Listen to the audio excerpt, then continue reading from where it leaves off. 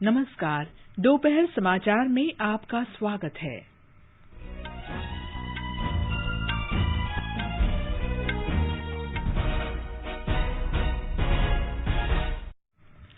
नागर विमानन मंत्रालय ने एयर बबल व्यवस्था के तहत भारत और यूक्रेन के बीच उड़ानों के संचालन से प्रतिबंध हटाया। वित्त मंत्री निर्मला सीतारामन ने इंडोनेशिया की अध्यक्षता में G20 समूह के वित्त मंत्रियों और प्रमुख बैंकों के गवर्नर्स की बैठक में भाग लिया। उच्चतम न्यायालय ने हरियाणा के निवासियों के लिए निजी क्षेत्र की नौकरियों में 75% के कोटे पर रोक का उच्च न्यायालय का आदेश रद्द किया। आयकर विभाग ने मुंबई में नेशनल स्टॉक एक्सचेंज की पूर्व प्रमुख चित्रा रामकृष्णन के निवास पर छापे मारे। उत्तर प्रदेश में विधानसभा चुनाव के तीसरे चरण और पंजाब में एकमात्र चरण के लिए प्रचार चरम पर। उत्तर प्रदेश में 7वें चरण के लिए नामांकन दाखिल करने का आज अंतिम दिन। हरियाणा ने कोविड संबंधी सभी प्रतिबंध हटाए।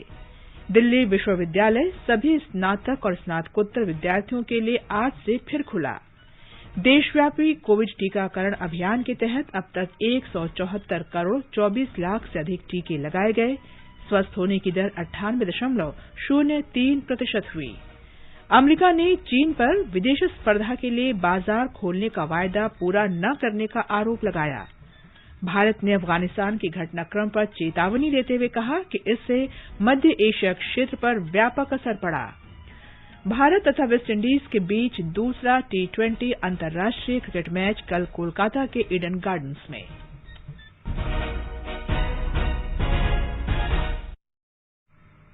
दोपहर समाचार में मनोज के साथ मैं कनकलता। कोरोना वायरस के नए स्वरूप ओमिक्रॉन को देखते हुए आपसे अपील है कि सतर्क रहें और पूर्ण टीकाकरण कराएं। 15 से 18 वर्ष के किशोरों और अन्य लोगों के टीकाकरण में भी मदद करें। सुरक्षित रहने के लिए कृपया 3 आसान उपायों का पालन अवश्य करें। मास्क लगाएं, 2 गज की सुरक्षित दूरी बनाए रखें, हाथ और चेहरा साफ रखें। कोविड से संबंधित किसी भी जानकारी और मार्गदर्शन के लिए राष्ट्रीय हेल्पलाइन नंबर 011-2397-8046 और 1075 पर संपर्क करें। और अब समाचार विस्तार से। नागर विमानन मंत्रालय ने यूक्रेन और भारत के बीच उड़ानों पर लगा प्रतिबंध हटा लिया है। मंत्रालय ने कहा है कि अब से दोनों देशों के बीच चार्टर्ड एयर बबल और सामान्य सभी तरह की उड़ानों को अनुमति दे दी गई है। मंत्रालय के अनुसार इंडियन एयरलाइंस से कहा गया है कि वो यात्रियों की बढ़ती मांग को देखते हुए यूक्रेन के लिए उड़ानों की संख्या बढ़ाए। इसके लिए नागर विमानन मंत्रालय और विदेश मंत्रालय मिलकर सभी जरूरी व्यवस्थाएं कर रहे हैं। वित्त मंत्री निर्मला सीतारामन ने वर्चुअल माध्यम से आज इंडोनेशिया की अध्यक्षता में हुई G20 समूह के वित्त मंत्रियों और प्रमुख बैंकों के गवर्नर्स की बैठक में भाग लिया। पहले सत्र में वित्त मंत्री ने वैश्विक आर्थिक दृष्टिकोण और मुद्रास्फीति, आपूर्ति में व्यवधान और कोरोना वायरस के नए रूपों सहित उनके जोखिमों पर बात की। उन्होंने महामारी से निपटने में मदद के लिए कोविड रोधी टीकों की शीघ्र आपूर्ति और इनके समान वितरण का आह्वान किया है। G20 देशों के राष्ट्राध्यक्षों और शासनाध्यक्षों का 17वां शिखर सम्मेलन इस साल नवंबर में इंडोनेशिया में बाली में होगा। उच्चतम न्यायालय ने हरियाणा के निवासियों के लिए निजी क्षेत्र की नौकरियों में 75% कोटा निर्धारित करने संबंधी हरियाणा सरकार के कानून पर रोक लगाने वाले पंजाब तथा हरियाणा उच्च न्यायालय के आदेश को रद्द कर दिया है। उच्च न्यायालय ने 3 फरवरी को इस कानून पर अंतरिम रोक लगा दी थी।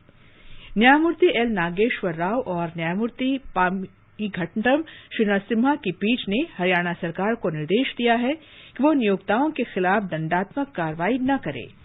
शीर्ष न्यायालय ने उच्च न्यायालय से कहा है कि इस मुकदमे का निपटारा करने में 4 सप्ताह से अधिक समय नहीं लगना चाहिए। आयकर विभाग की टीम ने आज नेशनल स्टॉक एक्सचेंज की पूर्व प्रबंध निदेशक और मुख्य कार्यकारी अधिकारी चित्रा रामकृष्णन के मुंबई में चेंबूर स्थित आवास पर छापेमारी की। चित्रा और उनके कुछ सहयोगियों पर कर चोरी और वित्तीय अनियमितताओं का आरोप है। आयकर अधिकारियों ने चित्रा की मां के आवास पर भी छापेमारी की है। चित्रा ने कहा था कि अपने पेशेवर मामलों के बारे में उन्होंने एक धर्म गुरु से सलाह ली थी। इसके बाद से ही उनकी काफी आलोचना हो रही है। हाल ही में भारतीय प्रतिभूति विनिमय बोर्ड सेबी चित्रा पर एनएससी से जुड़ी खुफिया जानकारी दूसरों को देने के आरोप में जुर्माना लगा चुका है। लोकसभा अध्यक्ष ओम बिरला ने संसद और विधानसभाओं की कार्यवाही में बाधा डाले जाने और सदन की गरिमा का ध्यान नहीं रखे जाने की घटनाओं पर गहरी चिंता व्यक्त की है। सदन की गरिमा और मर्यादा रखना हम सबकी जिम्मेदारी है। जितनी हम सदन की गरिमा बनाए रखेंगे उतनी हमारी भी गरिमा रहेगी और इसलिए प्रतिनिधि संस्थाएं होने के कारण जनप्रतिनिधियों की विशेष जिम्मेदारी हो जाती है कि हम इस वर्तमान परिप्रेक्ष्य के अंदर सदन की मर्यादा रखें, सदन हमारे अधिकतम चर्चा संवाद के केंद्र बने और चर्चा संवाद से जो मंथन निकले, जो विचार निकले, उससे हम एक अपेक्षित परिणाम लाकर देश और प्रदेश की जनता का कल्याण कर सकें। आज बिहार विधानसभा में विधायकों के ज्ञानवर्धन कार्यक्रम का उद्घाटन करने के अवसर पर उन्होंने कहा कि संसद और विधानसभाओं का इस्तेमाल जन कल्याण से जुड़ी योजनाओं और नीतियों पर सार्थक चर्चा के लिए होना चाहिए।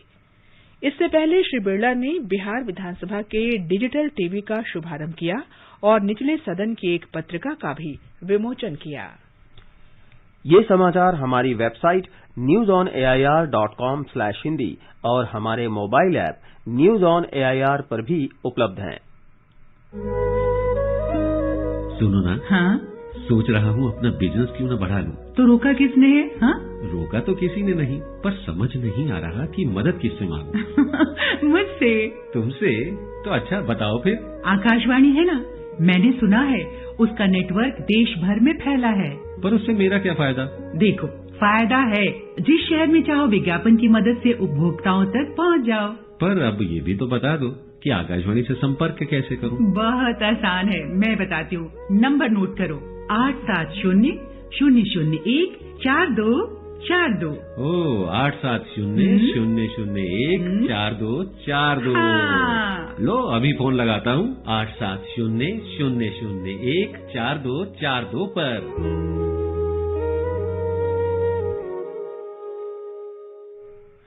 दोपहर समाचार में आपका फिर स्वागत है। उत्तर प्रदेश में विधानसभा चुनाव के तीसरे और पंजाब में एक ही चरण में मतदान के लिए प्रचार का आज अंतिम दिन है। सभी राजनीतिक दल मतदाताओं को लुभाने की पूरी कोशिश में लगे हैं। राजनीतिक दलों ने अब उत्तर प्रदेश में अगले चरणों और मणिपुर में 2 चरण में होने वाले मतदान के लिए प्रचार तेज कर दिया है। स्टार प्रचारक और विभिन्न राजनीतिक दलों के प्रमुख नेता रैलियों में लगे हुए हैं। मतदाताओं से घर घर जाकर जनसंपर्क के साथ और वर्चुअल अपील भी की जा रही है। उत्तर प्रदेश में तीसरे चरण में 16 जिलों के 59 विधानसभा क्षेत्रों में 20 फरवरी को मतदान होगा। इसके साथ ही 117 सीटों वाली पंजाब विधानसभा के लिए भी एक ही चरण में 20 फरवरी को वोट डाले जाएंगे। साहनेवाल और पटियाला सीटों के लिए सबसे अधिक 19, जबकि दीननगर सीट के लिए सबसे कम 5 उम्मीदवार मैदान में हैं। मणिपुर में विधानसभा चुनाव के पहले चरण के लिए 6 जिलों की 38 सीटों पर 28 फरवरी को मतदान होगा। उत्तर प्रदेश में 7वें और अंतिम चरण के लिए नामांकन दाखिल करने का आज अंतिम दिन है। कल शाम तक 440 नामांकन दाखिल किए गए। नामांकन पत्रों की जांच शुक्रवार को की जाएगी। 21 फरवरी तक नाम वापस लिए जा सकते हैं। उत्तर प्रदेश में 7वें चरण का मतदान अगले महीने की 7 तारीख को 9 जिलों के 54 विधानसभा क्षेत्रों में होगा।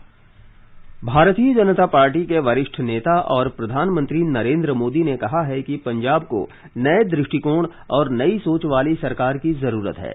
पंजाब में फाजिल्का में एक जनसभा को संबोधित करते हुए श्री मोदी ने कहा कि भारतीय जनता पार्टी और उसके सहयोगी दल ही पंजाब को विकास के पथ पर ले जा सकते हैं और नशा माफिया तथा बालू माफिया से छुटकारा दिला सकते हैं। किसानों का जिक्र करते हुए श्री मोदी ने कहा कि कृषि खुशहाली ला सकती है, लेकिन कांग्रेस ने किसानों के लिए कुछ नहीं किया। पंजाब में भूमि की उर्वरक क्षमता घट रही है। उन्होंने कहा कि कांग्रेस ने प्रदेश के किसानों के साथ हमेशा धोखा किया। एनडीए सरकार ने स्वामीनाथन रिपोर्ट के प्रावधानों को लागू किया। केंद्र ने फसल की रिकॉर्ड खरीद की और उसका पैसा सीधे ही किसानों के खाते में भेजा। विभिन्न राजनीतिक दलों ने कांग्रेस के वरिष्ठ नेताओं की मौजूदगी में उत्तर प्रदेश और बिहार के लोगों के प्रति अपमानजनक टिप्पणी करने पर पंजाब के मुख्यमंत्री चरणजीत सिंह चन्नी की आलोचना की है। बहुजन समाज पार्टी प्रमुख मायावती ने एक ट्वीट संदेश में कहा है कि श्री चन्नी ने चुनाव प्रचार के दौरान उत्तर प्रदेश और बिहार के लोगों का अनादर किया है। दिल्ली के मुख्यमंत्री और आम आदमी पार्टी के राष्ट्रीय संयोजक ने उनकी टिप्पणी को शर्मनाक बताया है। केंद्रीय कानून मंत्री किरेन रिजिजू ने कांग्रेस पर फूट डालो और राज करो की नीति का आरोप लगाया है। कांग्रेस प्रवक्ता पवन खेड़ा ने स्पष्ट किया है कि उनकी टिप्पणी आम आदमी पार्टी के संबंध में थी, जो पंजाब में बाहर के लोगों को थोपने का प्रयास कर रही है। तमिलनाडु में शहरी स्थानीय निकाय चुनावों के लिए प्रचार आज शाम तक समाप्त हो जाएगा। 21 निगमों, 138 नगर पालिकाओं और 490 नगर पंचायतों में एक ही चरण में इस महीने की 19 तारीख को वोट डाले जाएंगे।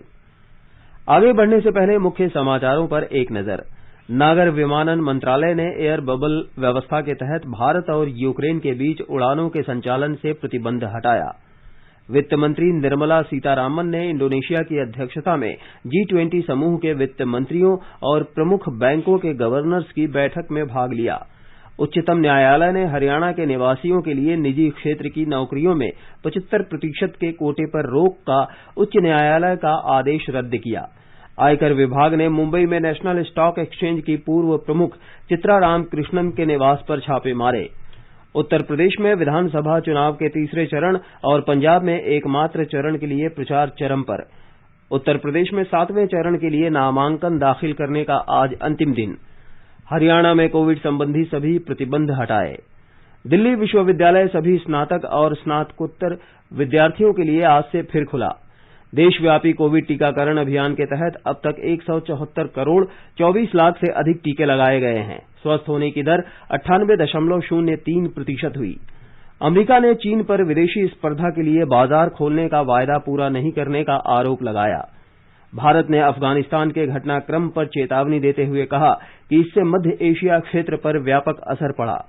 और भारत और वेस्टइंडीज के बीच दूसरा T20 अंतर्राष्ट्रीय क्रिकेट मैच कल कोलकाता के ईडन गार्डन्स में।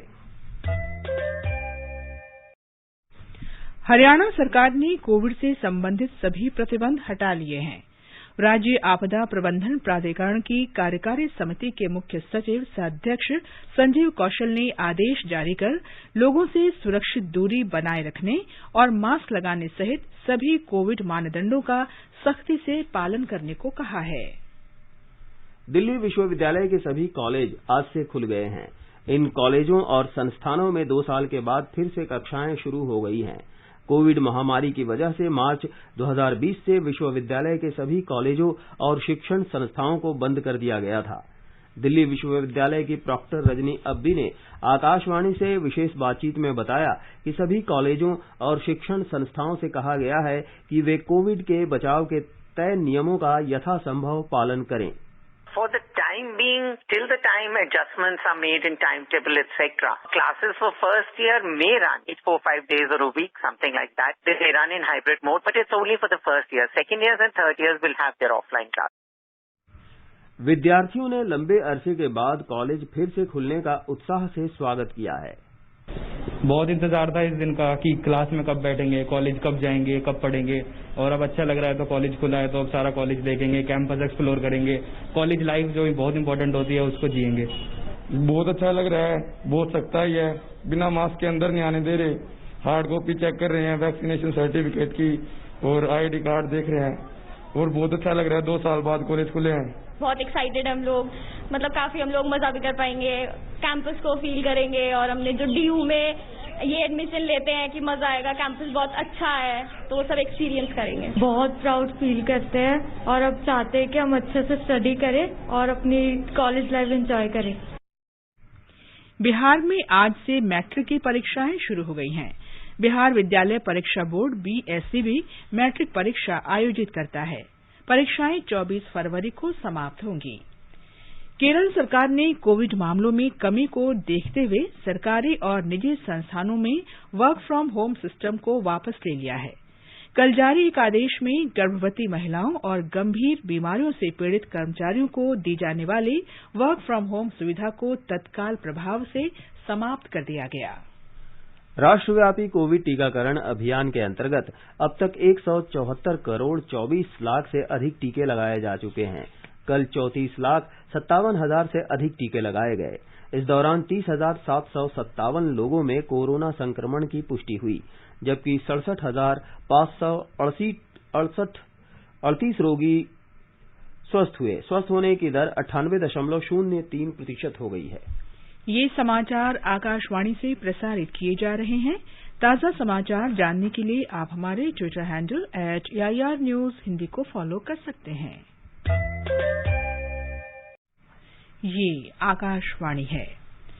अमेरिका ने चीन पर आरोप लगाया है कि उसने 2001 में विश्व व्यापार संगठन WTO में शामिल होने पर अपने बाजारों को विदेशी स्पर्धा के लिए खोलने का वायदा नहीं निभाया।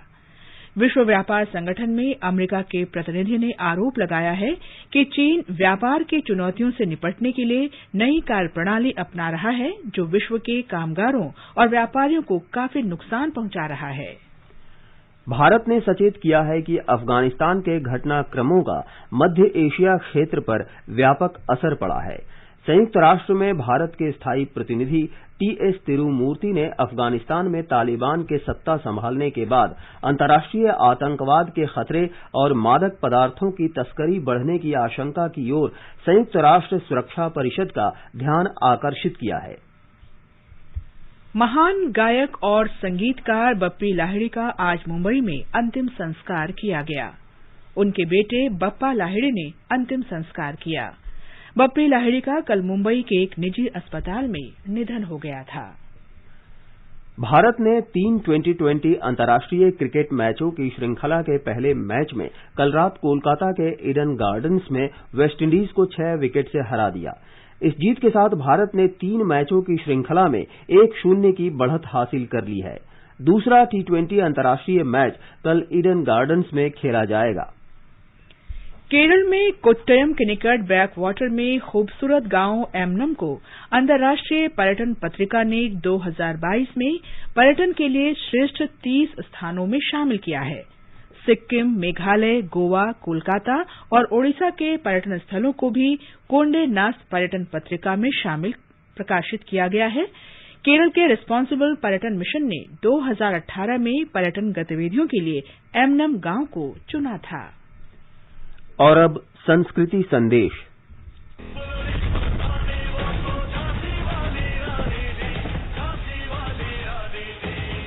आज हम झांसी की रानी लक्ष्मीबाई की नहीं बल्कि एक ऐसी वीरांगना की बात कर रहे हैं जिन्हें नागालैंड की रानी लक्ष्मीबाई कहा जाता है।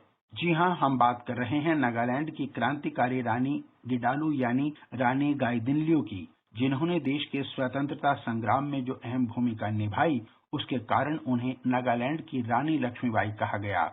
रानी गिडालू का जन्म 1915 में ग्राम रागमई मणिपुर में हुआ था। वे बचपन से ही बड़े स्वतंत्र और स्वाभिमानी स्वभाव की थीं। 13 वर्ष की आयु में वे नगा नेता जादोनाग के संपर्क में आईं। जादोनाग के शहीद होने के बाद स्वतंत्रता आंदोलन का नेतृत्व 16 साल की बालिका गिडालू के हाथों में आ गया। उन्होंने नगा कबीलों को एकजुट कर अंग्रेजों के विरुद्ध संयुक्त मोर्चा बनाया। नन्ही गिडालू के तेजस्वी व्यक्तित्व और निर्भयता को देखकर जनजातीय लोग उन्हें सर्वशक्तिशाली देवी मानने लगे। 16 वर्ष की ये बालिका अपने 4000 सशस्त्र नगा सिपाहियों को साथ लेकर भूमिगत हो गई और मौका मिलने पर अंग्रेजी सेना को छकाने लगी। कुछ ही समय में गिडालू छापामार युद्ध और शस्त्र संचालन में निपुण हो गईं। अपना पूरा जीवन देशवासियों विशेषकर नगा समुदाय की सेवा में समर्पित करने वाली लोकप्रिय समाज सेवी रानी गाइदिन्ल्यू ने 1993 में दुनिया को अलविदा कह दिया। रानी तो आज हमारे बीच नहीं हैं, लेकिन उनके काम देशवासियों के दिलों में याद बनकर सदा जीवित रहेंगे।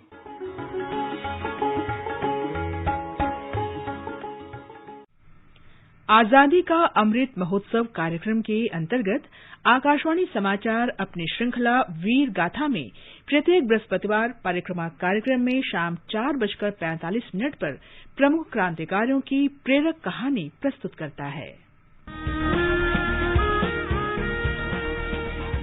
आजादी के अमृत महोत्सव के पावन अवसर पर आकाशवाणी समाचार के कार्यक्रम परिक्रमा में बृहस्पतिवार को शाम 4:45 पर सुनिए देश की आजादी में अपना अमूल्य योगदान देने वाले भारतीय स्वतंत्रता संग्राम के सेनानियों की वीर गाथा।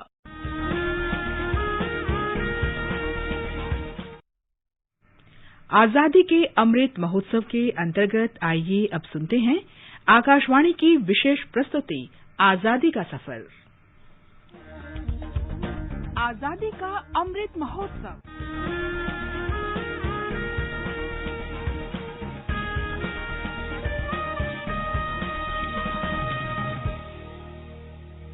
आजादी का सफर आकाशवाणी के साथ। भारत का गौरवशाली स्वतंत्रता संग्राम आधुनिक विश्व के अब तक के सबसे बड़े संघर्षों में से एक है। आकाशवाणी समाचार आपके लिए प्रतिदिन लेकर आता है इस संघर्ष की एक झलक।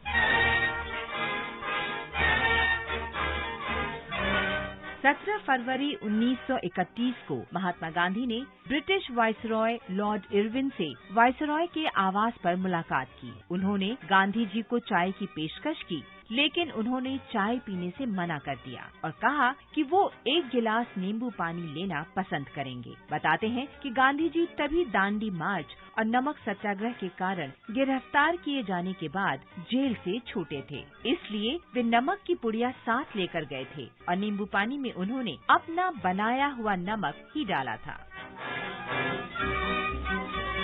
भव्य वायसराय हाउस में सादे कपड़ों में लिपटे गांधी जी की तस्वीरें देखकर लंदन में कई महत्वपूर्ण लोग भड़क गए।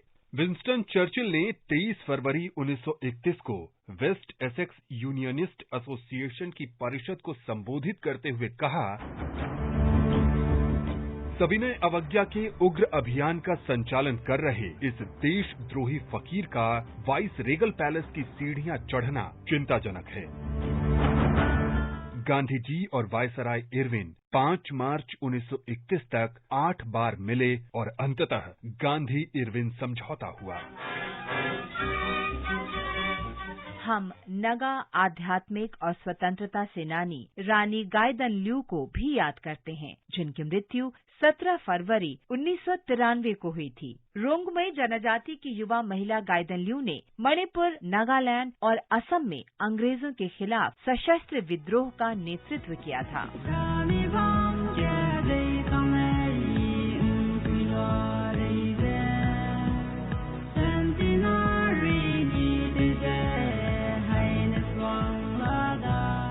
रानी गाइदनल्यू का जन्म 26 जनवरी 1915 को मणिपुर के वर्तमान टामेंगलोंग जिले में हुआ था। 1927 में 13 साल की उम्र में गाइदनल्यू अपने भाई हैपो जादोनांग के साथ हेराका आंदोलन में शामिल हो गईं। इस आंदोलन का उद्देश्य नगा जनजातीय धर्म को पुनर्जीवित करना और ब्रिटिश शासन को समाप्त कर नगा लोगों के शासन की स्थापना करना था। 1932 में सिर्फ 16 साल की आयु में अंग्रेजों ने उन्हें गिरफ्तार कर लिया और आजीवन कारावास की सजा सुनाई। 1932 और 1947 के बीच इस नगा स्वतंत्रता सेनानी को पूर्वोत्तर भारत की कई जेलों में रखा गया था।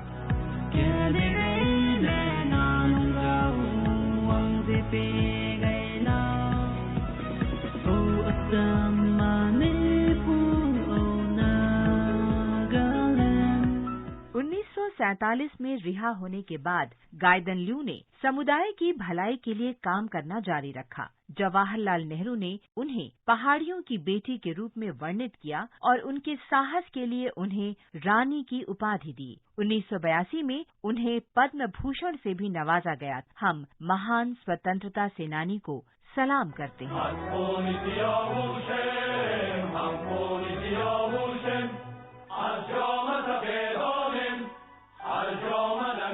हम स्वतंत्रता सेनानी और सामाजिक कार्यकर्ता पेरिन बेन कैप्टन को भी याद करते हैं, जो प्रसिद्ध भारतीय बुद्धिजीवी और नेता दादा भाई नौरोजी की पूती थीं।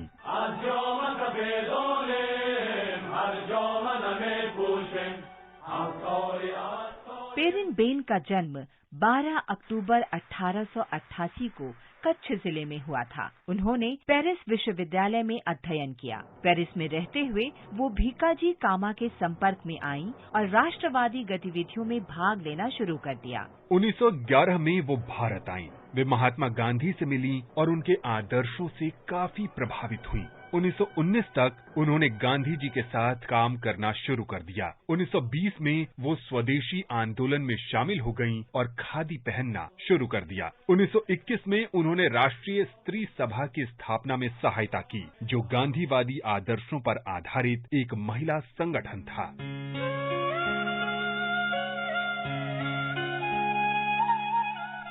पेरिन ने भारतीय राष्ट्रीय कांग्रेस की कई परिषदों में कार्य किया। वे 1930 में बॉम्बे प्रांतीय कांग्रेस कमेटी की पहली महिला अध्यक्ष बनी। उन्होंने सविनय अवज्ञा आंदोलन में भाग लिया और उन्हें जेल में डाल दिया गया। 1930 के दशक में जब गांधी सेवा सेना का पुनर्गठन किया गया तो उन्हें इसकी मानद महासचिव बनाया गया। 1958 में मृत्यु तक वे इस पद पर रहीं। इस महान स्वतंत्रता सेनानी को आकाशवाणी का नमन।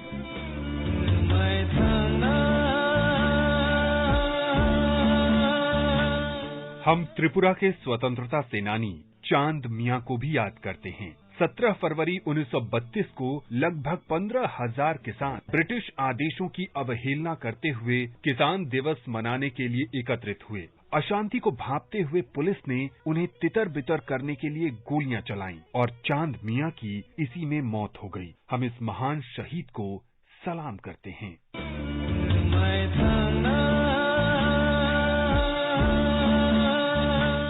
इसके साथ ही आजादी का सफर आकाशवाणी समाचार के संग श्रृंखला का ये अंक समाप्त हुआ। मिलते हैं कल अगली कड़ी में।